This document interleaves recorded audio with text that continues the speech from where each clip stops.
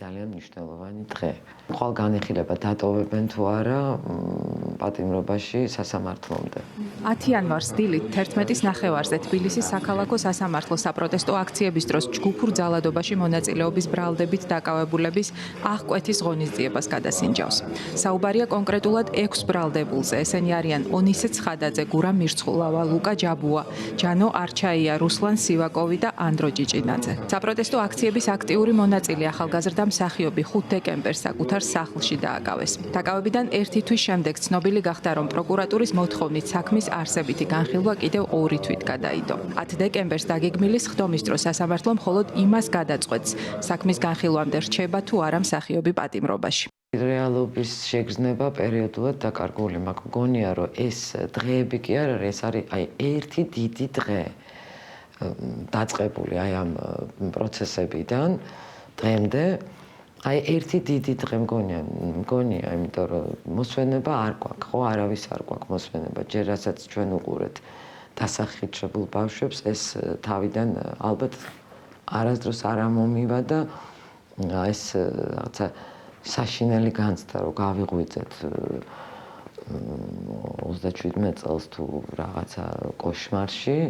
ეს არა მართლაც მადლობა, რომ ანდრო წაიყვანეს მშვიდად წყნარად სახლიდან. 5 დეკემბრის შემდეგ დედამ შვილთან ხანმოკლე სატელეფონო საუბრის დროს მხოლოდ რამდენიმე სიტყვის გაცვლა მოასწრო.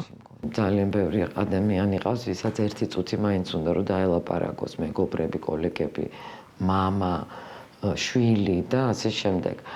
ამიტომ ძალიან ერთი წუთი თუ ველაპარაკები და ისიც ცოტა დრო რო გვაქვს, არ ვიცი რომელი ამბავი მოვასწრო, რომ მოუყვა და რაღაცნაირად ძალიან ნერვიულობ ხოლმე მაგ დროს, როცა რეკავს. ესეთი თანადგომა, რაც მე ეხა ან ჩემს შვილის მიმართ ვნახე, საერთოდ არ მოველოდი, ეთყობა კიდე კარგად არ ვიცნობდი ჩემს შვილს. და ისეთი მადლიერი ვარ ყველასი თეატრის, თეატრის, არ ვიცი, ამხელა თეატრის, სახელმწიფო თეატრი გაჩერდა ფაქტიურად. ძალიან მადლიერი ვარ ჩვეულებრივი ხალხის, რომელიც სულ არ ვიცნობ იმ ხალხს. წერენ, ქუჩაში მაჩერებენ. ძალიან დიდი თანადგომაა და ეს ძალიან დიდ ძალას მაძლევს. ყველაფერს ვინახავ, ყველა ფრაზას, ყველა ადამიანის წერილს, ყველაფერს ვინახავ, რომ გამოვა, რომ ვაჩვენო, რომ ეს არნახული მხარდაჭერა აქვს. ეგ მაცოცხლებს, ეგ მაძლევს ძალას და მთებს გადავაგორებ აი ამ მხარდაჭერით.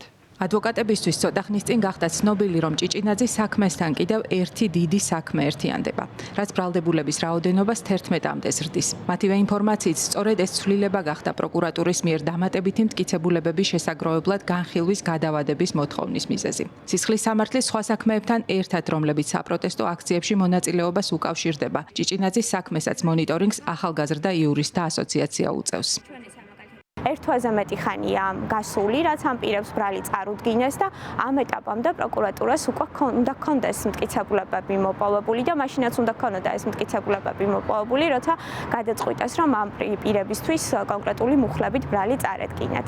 პროკურატურა პირებს ედავება ჯგუფურ ძალადობაში მონაწილეობას და ეს მონაწილეობა, როგორც პროკურორი საუბრობდა, გამოიხატებოდა იმით, რომ ეს არ იყო წინასწარ შეთანხმებული ჯგუფი, მაგრამ ჯგუფურ ძალადობას ედავებოდნენ პირებს, რომელთა ქმედებებსაც ასე მოიაზრებდნენ, რომ სხვადასხვა დროს, სხვადასხვა დღეს, სხვადასხვა ადგილას განახორციელეს გარკვეული ქმედებები და ეს მიიჩნია პროკურატურამ ჯგუფურ ძალადობას, რაც კრიტიკას ვერ უძლებს. თბილისის საქალაქო სასამართლო ამჟამად ნოემბერ-დეკემბრის პროტესტის მონაწილეთა სისხლის სამართლის 38 საქმეს განიხილავს. ეს საქმეები ჯგუფური ძალადობის ორგანიზების, მასში მონაწილეობის, პოლიციელზე თავდასხმისა და ნივთის დაზიანების მუხლებით მიმდინარეობს. ამ საქმეებიდან სასამართლომ პატიმრობა გირაოთი მხოლოდ 2 შემთხვევაში შეცვალა. კაფეოდ გამოიკვეთა, რომ პროკურატურის მიერ წარდგენილი აღკვეთის ღონისძიების შუამდგომლობები, რომლებშიც ითხოვდნენ ბრალდებულთა მიმართ პატიმრობის გამოყენებას, იყო ხშირ შემთხვევაში დაუსაბუთებელი, არ იყო გათვალისწინებული ბრალდებულთა ინდივიდუალური მახასიათებლები, გარემოებები, ასევე პროკურორი პროცესზე ვერ ასაბუთებდა იმ საფრთხეებს, რა საფრთხეებიც ამ ადამიანების გარეთ ყოფნიდან შეიძლება მომდინარეობდეს. ბოლო აქციებთან დაკავშირებით ბრალდებულის სახით სასამართლოს წინაშე წარსდგა 40-მდე, მინიმუმ 40-მდე პირი. რასაც წინა აქციების დროს ჩვენ მსგავსი ტენდენცია არ ყოფილა და სისხლის სამართლის წესით პირთა დევნის ტენდენცია ამ აქციებთან მიმართებაში მზარდია. კიდევ ერთი სისხლის სამართლის წესით დაკავებული ვეფხია კასრაძეა. რუსეთის წინააღმდეგ საომარი მოქმედებების მონაწილე ვეტერანს, რომელიც საოკუპაციო ხაზთან კონფლიქტის ზონაში ცხოვრობს, ბრალი ჯგუფური ძალადობის ორგანიზებასა და ხელმძღვანელობაში ედება. ის არ ამბობს, რომ მე ვარ პატიმარი, ის ამბობს, რომ მე ვარ ტყვე. და ის არის მებრძოლი, საქართველოს ტერიტორიული მთლიანობისთვის მებრძოლი და ღირსეული კაცი, რომელიც დღეს არის დაპატიმრებული. ახლა უკვე როგორც ადვოკატი ვიტყვი, რომ სრულიად სამართლებრივი საფუძვლის გარეშე, არა მარტო ვეფხიას საქმეზე, არამედ აქციაზე დაკავებულ პირთა საქმეზე პროკურატურას უჭირს ძალიან მტკიცებულებების წარმოდგენა. ადვოკატის ინფორმაციით ბრალდების მხარე ამ შემთხვევაშიც პროცესის გადადების მოთხოვნას გეგმავს. ალბათ სასამართლო ამ შუამდგომლობას დააკმაყოფილებს, ვნახოთ რა იქნება 16 იანვარს, თუმცა თავად ის ფაქტი, რომ პირს ედავება პროკურატურა ჯგუფური ძალადობის ორგანიზებაში, თუმცა ჩემს კითხვაზე პროცესზე, რომ დამისახელეთ ამ ჯგუფის ერთი წევრი პროკურატურას პასუხი არ აქვს. ვეუბნები, რომ კანონში რო წერია, რომ ეს ქმედება დანაშაული მხოლოდ იმ შემთხვევაშია, თუ მას შედეგად მოჰყვება რაიმე კანონსაწინააღმდეგო შედეგი, დავუშვათ ნივთის დაზიანება, პირის დაზიანება და ამ შემდეგ და ვეკითხები, რომ დამისახელეთ ერთი დაზიანებული ნივთი, ერთი დაზიანებული პირი და პროკურატურას პასუხი არ აქვს, რა თქმა უნდა, ამ ვითარებაში რაიმე მტკიცებულების მოლოდინი ჩვენ არ აგვაქვს.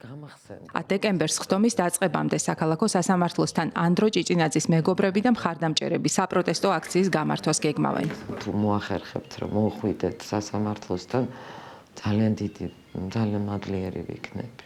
ნახოთ, რა გადაწყვეტილებას მიიღებს ერთი ადამიანი, რომელსაც შეუძლია, რომ გაბედოს და გაბედეთ რა.